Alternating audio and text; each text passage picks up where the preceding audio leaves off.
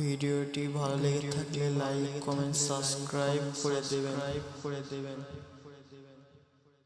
এ নওজওয়ানেরা, আল্লাহ নবী সাহাবী হযরত খাব্বাব রাদিয়াল্লাহু তাআলা তিনি ইসলামের প্রথম জামানাতে ঈমানের কালেমা পড়েছিলেন। প্রথম সময়তে রাসূলুল্লাহর হাতে হাত দিয়েছিলেন। এই জন্য সাহাবী হুজুরের উপরে বড় জুলুম হয়েছিল। কেমন জুলুম হয়েছিল? আল্লাহ নবী সাহাবীকে নিয়ে গিয়ে আগুন তৈরি করেছে। মন দিয়ে শোনো যুবক, আগুন তৈরি করেছে। ওই আগুনের উপরে বসিয়ে দিয়ে আল্লাহ নবী সাহাবীকে বলতে লেগেছে, আল্লাহ ছেড়ে দাও, নবী ছেড়ে দাও। এদিকে আগুন ধরতে লেগেছে। ওই আগুনে সাহাবী হুজুরের কোমরের গোশতখানা পুড়তে শুরু করেছে। যেমন আমরা কাবাব যখন তৈরি করি, ওই আগুনে গোশত পুড়ে পুড়ে রস বাইর হয়। সাহাবীর শরীর থেকে পানি রস বেরোচ্ছে। ওই গোশত থেকে পানি বেরিয়ে বেরিয়ে আগুনখানা বন্ধ হয়ে যায়। আবার সাহাবীকে আগুন থেকে সরিয়ে আবার আগুন জ্বালিয়েছে। আবার সে আগুনে নিয়ে যে বসিয়ে দিয়েছে। এ যুবক, আল্লাহ পাওয়া অতটা সহজ নয় গো, রাসূল পাওয়া অতটা সহজ নয় গো, আল্লাহর প্রেমিক হওয়া অতটা সহজ নয় গো। আল্লাহ তার প্রেমিকদেরকে পরীক্ষা নেবে গো। আল্লাহ তার প্রেমিকদেরকে পরীক্ষা নিয়েছে। সেই নিদর্শন আল্লাহ দুনিয়াকে দেখিয়ে দিয়েছে। আমার ভালোবাসার দাবি শুধু করলে হয় না, আমার যারা প্রেমিক হয় তাদের মধ্যে থেকে দেখো খাব্বাবকে। যে খাব্বাব আমি আল্লাহ আমাকে ভালোবেসেছিল বলে, আমার রাসূলুল্লাহকে ভালোবেসেছিল বলে, তাকে জালিমরা নিয়ে যে আগুনের উপরে বসিয়ে দিয়েছিল। ওই আগুনের কষ্ট পড়তে পড়তে পড়তে বারবার আগুন বন্ধ হয়ে যায়।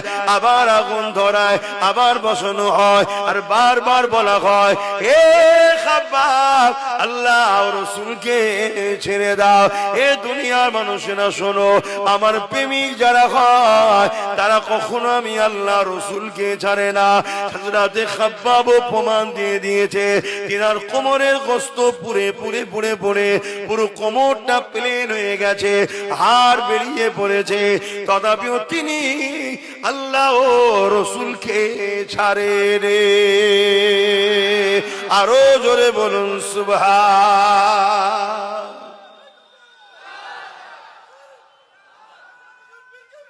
আল্লাহু আকবার।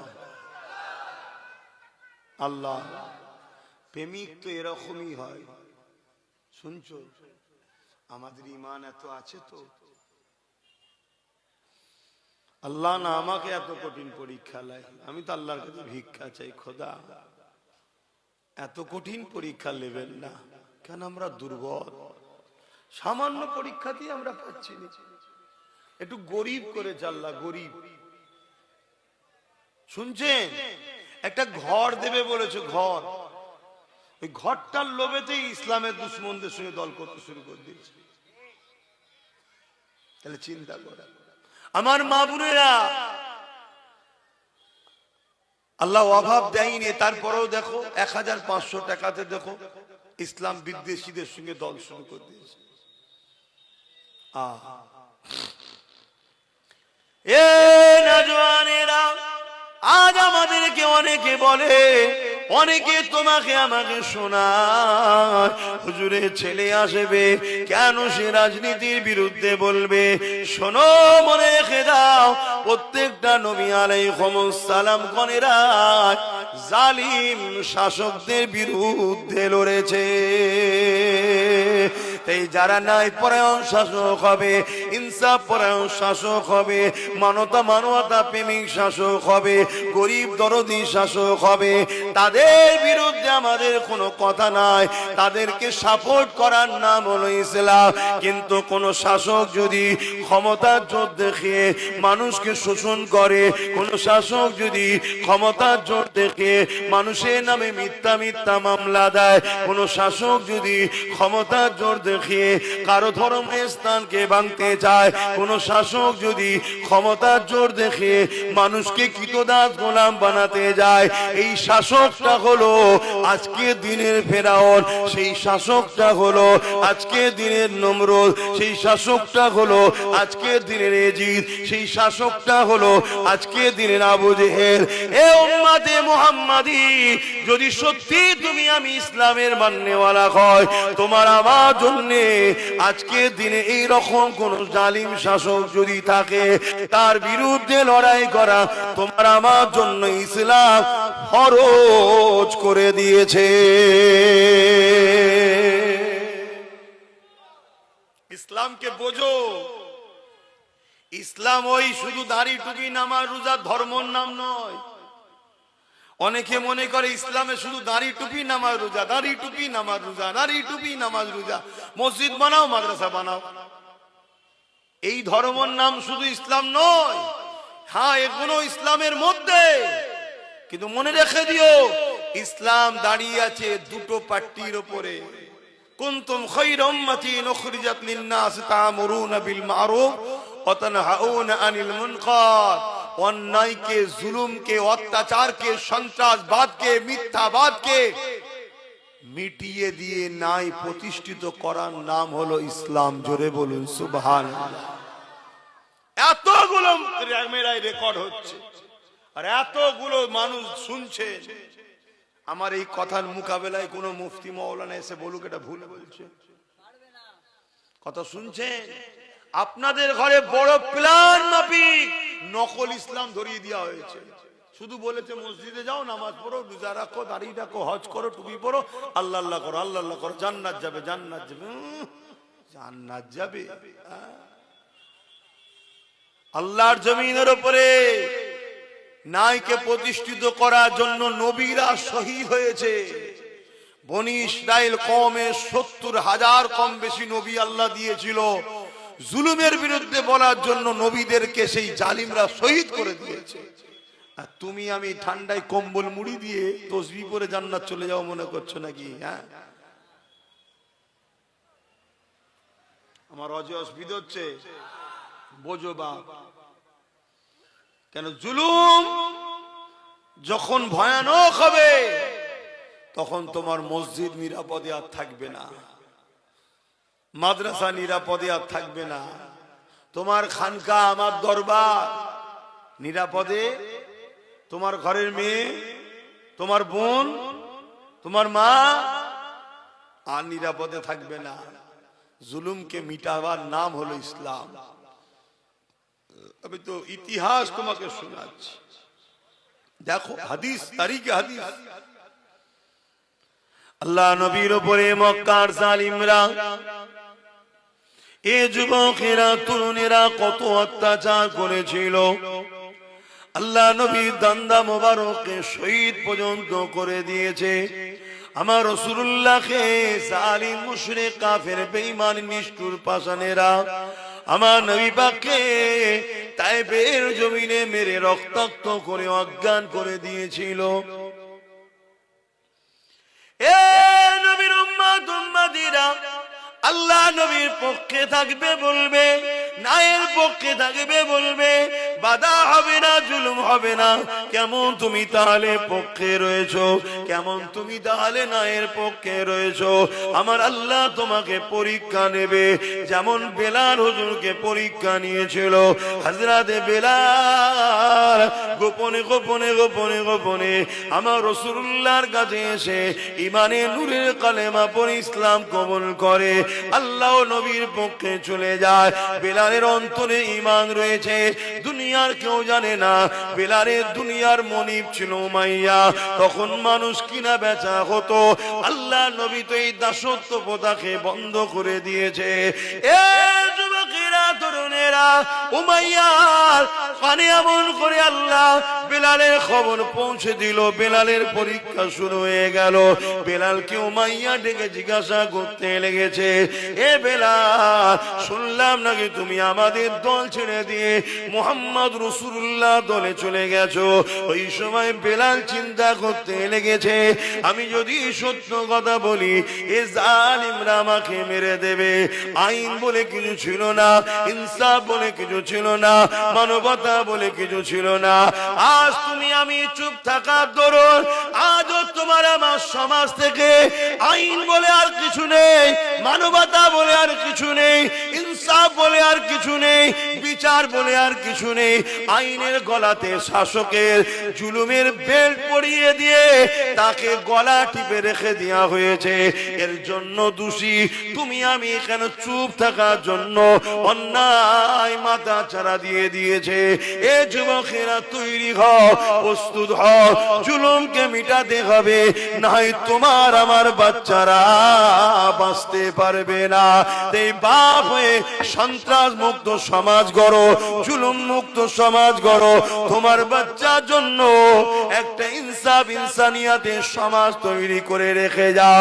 আজও সময় আছে, তোমার আমার সংখ্যা এখনো অনেক রয়েছে। যদি আজ না জাগো, কাল তুমি জাগবে, কিন্তু আর উপায় থাকবে না। বুঝছেন তোমার কথা? এ নওজোয়ান তরুণীরা, হযরত বেলাল চিন্তা করতে লেগেছে, আমি যদি সত্য কথা বলি জালিম আমাকে মেরে ফেলবে, মিথ্যা কথা যদি বলি আল্লাহ নারাজ হয়ে যাবে। ওই সময় বেলালও বলেছিল, আশহাদু আল্লা ইলাহা ইল্লাল্লাহ ওয়া আশহাদু আন্না মুহাম্মাদান আবদুহু ওয়া রাসূলুহু। এই কথা শুনে উমাইয়া রেগে গেল, এ জালিম বেলাল রে, আমি তোমাকে খরিদ করেছি, তুমি আমার কেনা গোলাম, ক্ষমতা এখন আমাদের হাতে, যা খুশি তাই করতে পারি, তোমাকে মেরে ফেলতে পারি। বেলাল, কোন বিচার তুমি পাবে না, কেউ বাধা দিবা থাকবে না। হযরতে বেলাল বলেছিলেন, আমাকে যিনি বানিয়েছে তিনি আমাকে গরিব করে পরীক্ষা নিচ্ছে, আমাকে কৃতদাস করে পরীক্ষা নিচ্ছে। আর তোমাকেও যিনি বানিয়েছে তোমাকে ক্ষমতা দিয়ে পরীক্ষা নিচ্ছে। তুমি সেই ষোড়শটাকে ভুলে গিয়ে জালিম হয়ে গেলে, সেই ষোড়শটাকে ভুলে গিয়ে অত্যাচারী হয়ে গেলে। আর আমি বেলাল গরিব হতে পারি, আমার মালিক আমার অন্তরে রয়েছে, আমার রাসূল আমার অন্তরে রয়েছে। আমি বেলাল আল্লাহ রাসূলের জন্য আল্লাহর পরীক্ষায় আস্তে আস্তে জীবন দিয়া পছন্দ করি, তথাপিও তোমাদের সঙ্গে গিয়ে শান্তি সাম্রাজ্য নিতে, তোমাদের সঙ্গে গিয়ে ধন দৌলত নিয়ে আরাম আয়েশের জিন্দেগি চাই না। কারণ এই দুনিয়া দুদিনে, আমি বেলাল আল্লাহ রাসূলকে হৃদয়ে রেখেছি, দুনিয়ার কোনো ক্ষমতা নাই আমার হৃদয় থেকে আল্লাহ ও রাসূলকে বার করে দিতে পারবে।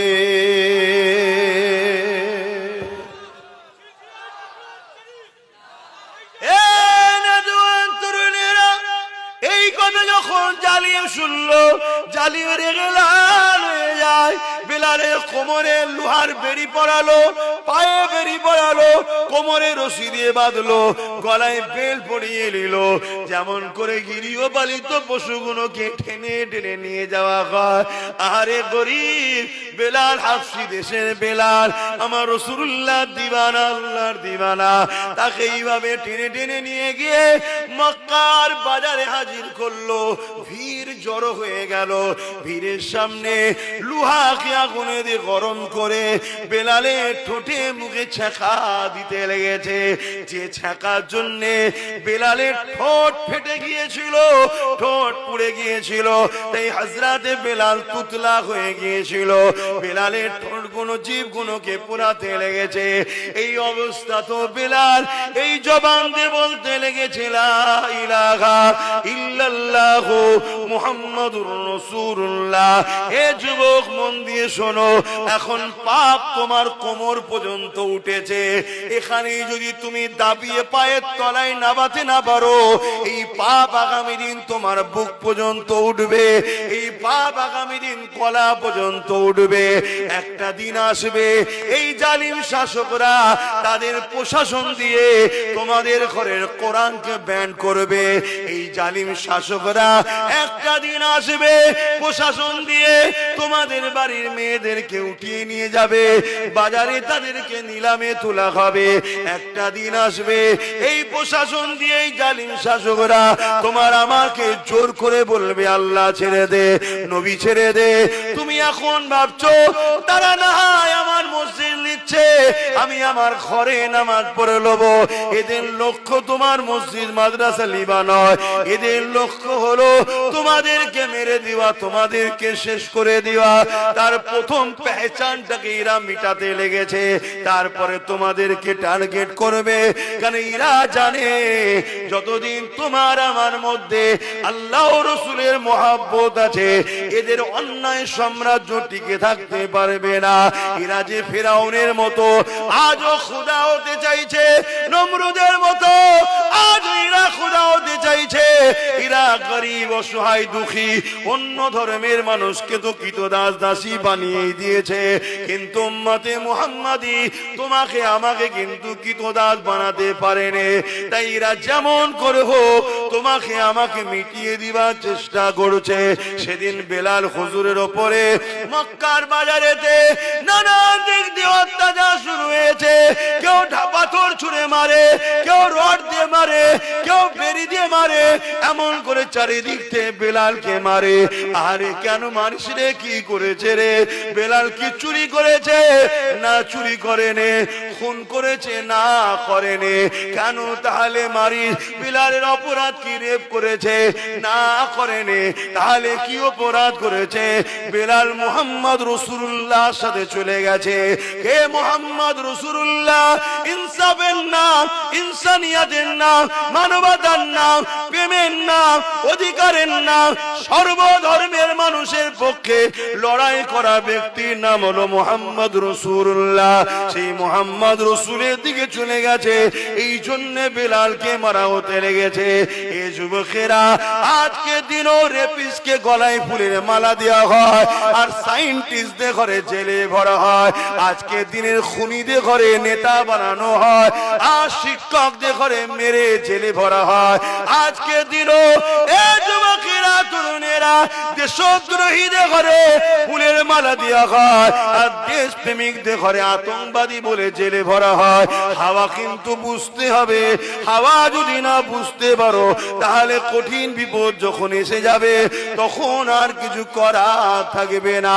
তাই তোমাকে আমি উম্মতে মুহাম্মাদী হিসাবে তোমাদেরকে বুঝিয়ে দিয়ে যাই, পরিবর্তন হও, দিন থেকে শিক্ষা লাও, রাসূল থেকে শিক্ষা লাও, ইসলাম থেকে শিক্ষা লাও, যুগে যুগের ইতিহাস থেকে শিক্ষা লাও। হযরত বেলালের উপরে এত জুলুম হয়েছে, কিন্তু তথাপিও বেলাল আল্লাহ রাসূল ছেড়ে দেয়নি। আরো জোরে বলুন সুবহান।